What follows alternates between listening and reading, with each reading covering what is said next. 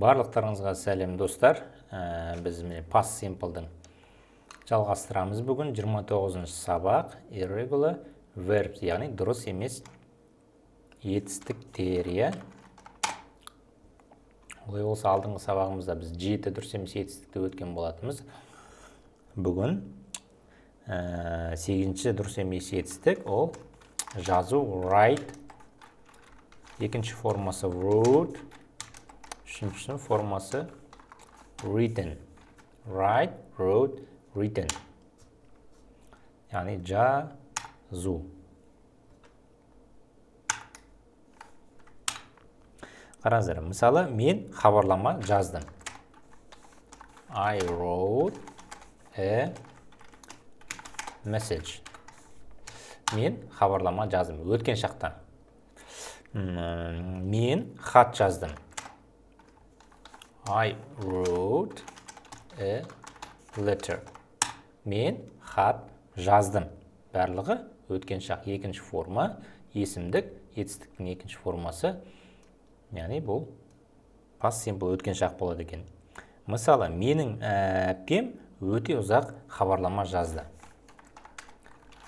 My sister wrote. Менің әпкем жазды. A very long message. My sister wrote a very long message. Қараңыздар, хабарлама зат есім, біз алдына артикль қоюымыз қажет. Егер ешқандай сын есім жоқ болса, біз my sister wrote a message деп жазатын едік. Мынау сияқты, бірақ алдында сын есім тұрғандықтан, бұл жерде қараңыздар, бір емес, екі сын есім тұр. Сол үшін де артикль екі сын есімнің алдына. Яғни ең бірінші артикль, содан кейін сын есім, содан кейін зат есім.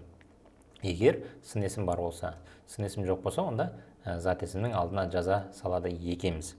Келесі do, did, done. Бұл да дұрыс емес етістік. Яғни do, did, done деген do деген істеу. Бір нәрсені істеу, жасау. Мысалы, мен бұны істедім. I did it. Орысша айтқан кезде я сделал это болады екен. Келесі, мысалы, мен барлығын істедім. Немесе мен барлығын жасадым. I did everything. I did everything. Мен барлығын істедім. Келесі, мысалы, мен үй жұмысын істедім. I did my homework. I did my homework. Мен үй жұмысын істедім болады екен. Ол үйді жинады. Яғни, ол, мынау, мысалы, орысша айтқан кезде я сделал домашнюю работу болса, она сделала уборку по дому. Яғни, үйді жинау жұмысын істеу. Осы, мысалы, қыз баланы алайық. She did housework. Housework деген ол үйді жинау, уборка по дому. Homework деген ол домашняя работа, үй жұмысы. Яғни, тапсырма, мектепте берілген тапсырмаларда біз homework деп айтады екенбіз. Үйді жинау housework болады екен. Яғни, I did my homework, мен үй жұмысын істедім. She did housework, ол үйді жинады деген мағынада айтылады. Яғни, үй жинау жұмыстарын істеді деген сөз. 10-шы келесі дұрыс емес етістігіміз ол make. Made екінші формасы, үшінші формасы да made болады екен балалар. Қараңыздар, бұл да істеу, жасау. Енді бұл қай кезде қолданамыз? Бұны біз егер қолымызбен бір орысша айтқан кезде создавать дейді ғой, бір қолымызбен бір нәрсе жасап шығаратын болсақ, бір нәрсе қолдан жасалған нәрсе болатын болса, онда осы made деген сияқты етістіктерді қолданады екенбіз. Ал енді жаңағындай повседневный бір тірліктерді істеу, мысалы, упражнение істеу, бір жаттығу істеу, үй жұмысын жасау, таңғы жаттығу жасау, оның барлығы do, did арқылы жасалады, айтылады екен. Мысал келтірейік, мен қате істедім. Мысалы, мен қателестім, болмаса қате жаздым. Я сделал ошибку деп айтамыз ғой. Сол қате, мысалы, ол қолдан жасалған нәрсе болғандықтан made қолданамыз. I made a mistake. I made a mistake. Түсінді ме олар? Қатені жасау ол do did арқылы емес, make made арқылы жазылады екен. I made a mistake. Я сделал ошибку. Мен қателестім. Мысалы, ол бірнеше қате жасады. He made several немесе some. Екеуісінің біреусі. Mistakes бұл жерде уже көпше түрде жазамыз. S қосып жазамыз, себебі біз мына жерде бірнеше деп айтып отырмыз. Бірнеше деген ол several немесе some, екеуісінің біреусін қолдануға болады. He made several mistakes деп айтуға болады, немесе he made some mistakes деп те айтуға болады екен. Ол бірнеше қате жіберді, жасады немесе. Олар жаман қателесті. They made, тура солай. They made, они сделали, олар істеді. A terrible mistake. Terrible деген балалар жаман дегенде андай нашар деген мағынада емес, үлкен бір қате болатын болса, осы terrible деп айтамыз. Яғни орысша айтқан кезде ужасный ошибку дейді ғой. Они сделали ужасную ошибку деген сияқты, олар үлкен бір қателік жасады деген. They made a terrible mistake. Terrible деген ужасный деген сөз былайша айтқан кезде. Қатты қателесті деп те айтуға болады. Мысалы, олар қатты қателесті деген сияқты. Сондай мағынада. Келесі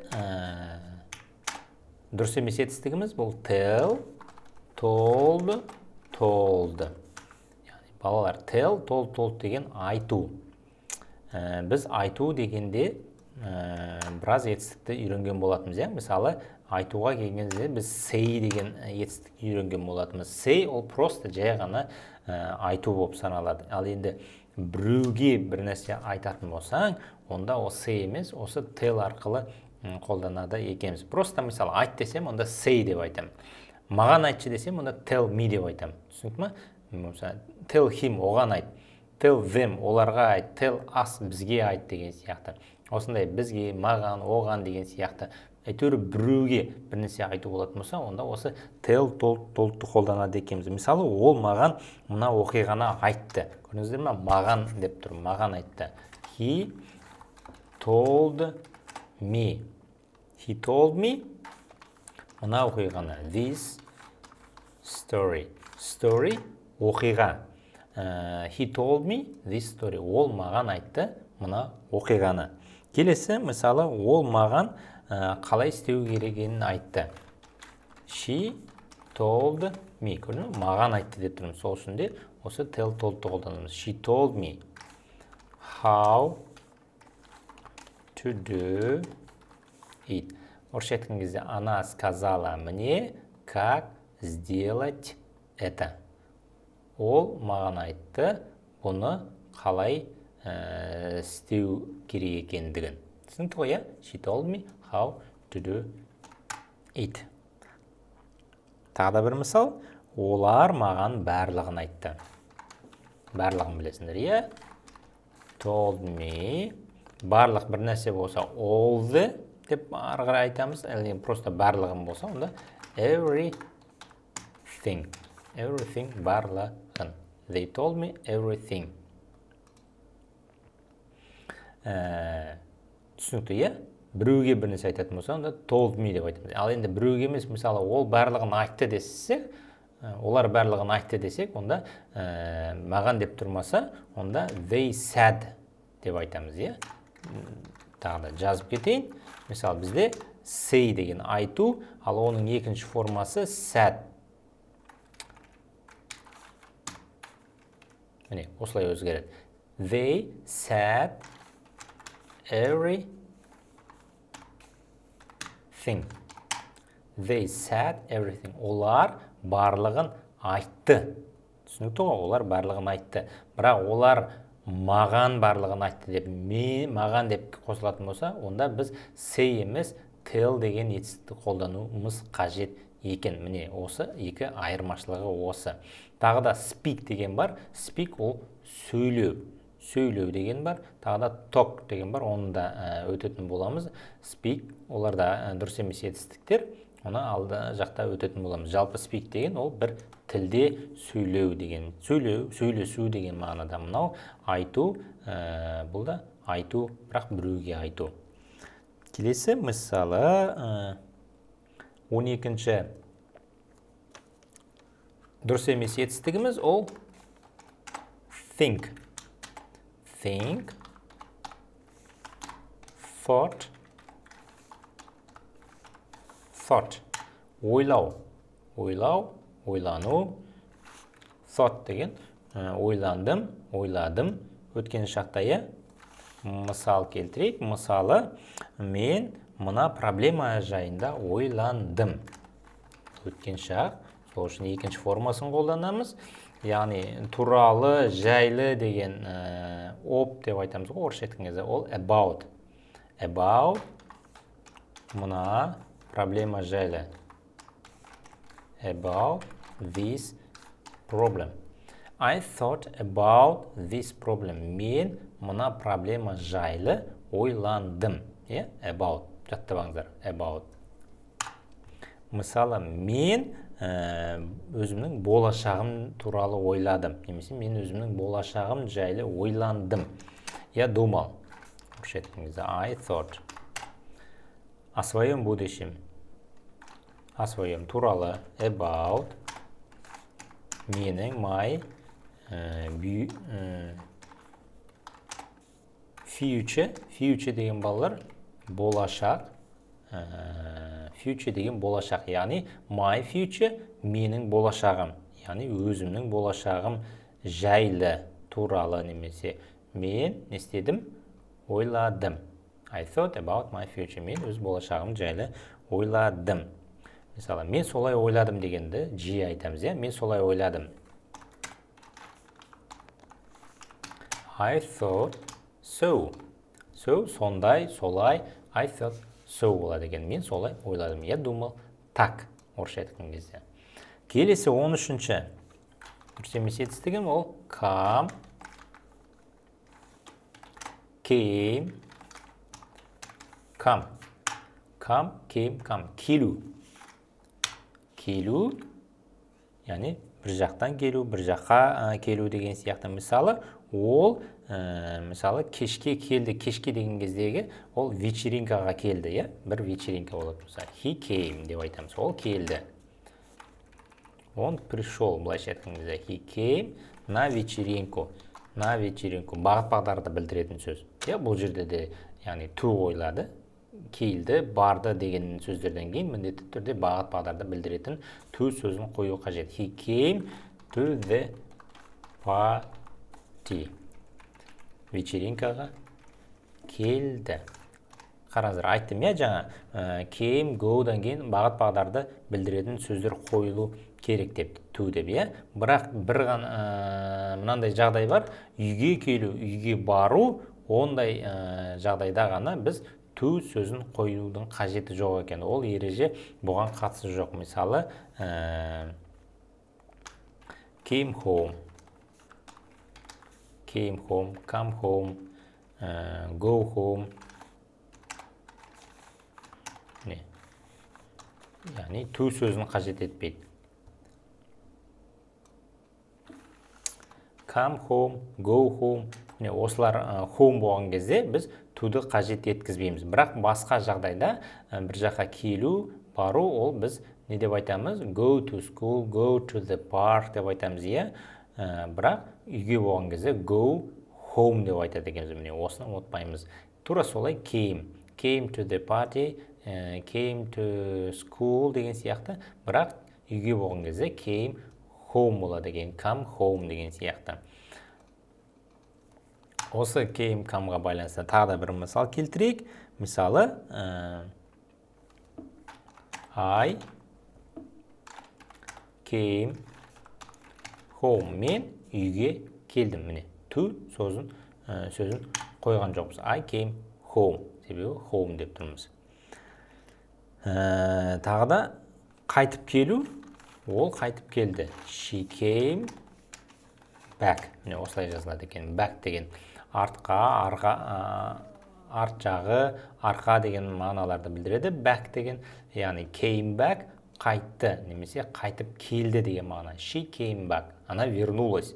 Орысша айтқан кезде ол қайтып келді деген сөз екен. Міне осыны жаттап алыңыздар. Тағы да бір етістігіміз see, so, seen. See-ді білесіңдер, иә? See деген бізде ол көру деген сөз екен. Яғни бұл дұрыс емес етістік екен. Көру, көрдім. See, so, seen болады. Мысалы, мен нәтиже көрдім. I saw progress. Мен нәтиже көрдім. Я увидел прогресс. Мен нәтиже көрдім. Өткен шақ. Мысалы, біз оны ана жердің жанынан көрдік. We saw here. Біз оны көрдік. Near that place. Біз оны көрдік. Қай жерден көрдік? Near that place. Ана жердің жанынан. Яғни near жаны, that анау, place орын. Место орысша айтқан кезде. Мы видели ее рядом с тем местом. Былайша айтқан кезде біз оны ана жердің жанынан көрдік болады екен. Тағы да бір мысал келтірейік. I saw my mistakes. Мен өз қателерімді көрдім. Тағы да мынандай сөз болады. At last.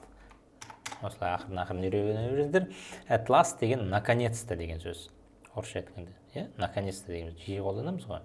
Әйтеуір деген сияқты. Әйтеуір мен өз қателерімді көрдім. Наконец-то я увидел свои ошибки. I saw my progress at last. Ой, прогресс деппін ғой.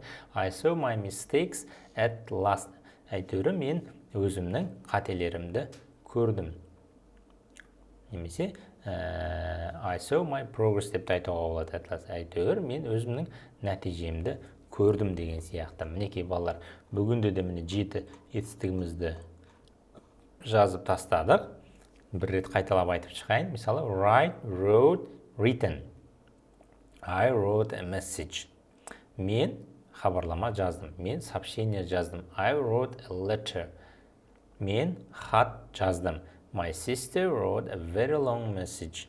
Менің әпкем өте ұзақ, long, ұзақ, ұзын деген мағына. Very long message, өте ұзақ хабарлама жазды. Wrote. Do, did, done. I did it. Мен бұны істедім. I did everything.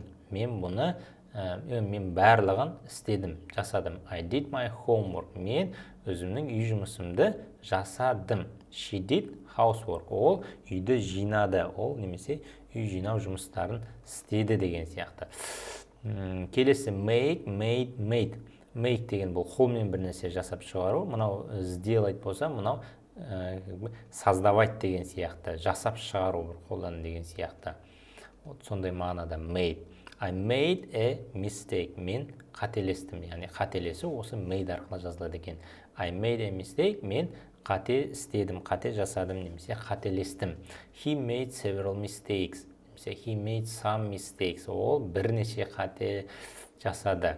They made a terrible mistake. Олар қатты қателесті, немесе олар үлкен қате жіберді, немесе олар үлкен жаман қате жасады.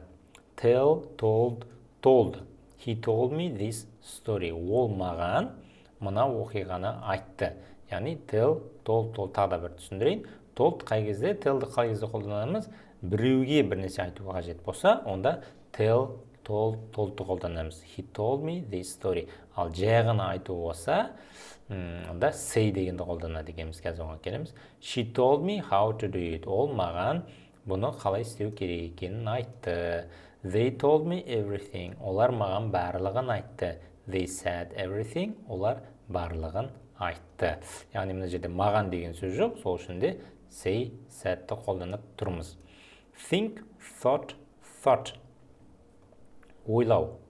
I thought about this problem. Мен мына проблема жайында ойландым. I thought about my future. Мен өзімнің болашағым жайлы ойландым. I thought so. Мен солай ойладым. Come, came, come. Келу. He came to the party. Ол вечеринкаға келді.